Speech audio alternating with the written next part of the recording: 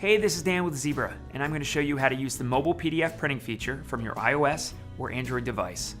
First things first, make sure you've already installed and updated the ZSB Series app. Go to Shopify and then go to Retail Barcode Labels. Select Create Barcodes and then give your template a title. Scroll down to the bottom of the list and select Other Label Type.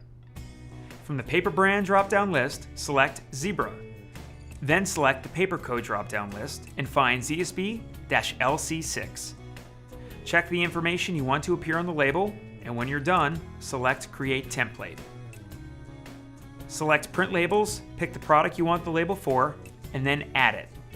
You'll only need to print one label from here, so enter 1 in the box. Scroll down and select Print One Label. A print preview of your label will pop up. Have an iPhone? Select Share, and then ZSB Series. Using an Android phone, select Share, Send File, and then ZSB Series. When the print preview window opens, select Print to send it to your ZSB Series printer. It's that easy. For more ZSB tutorials, check us out day or night at zsbseries.com/support. And as always, design with ease, print with confidence, only with the ZSB Series.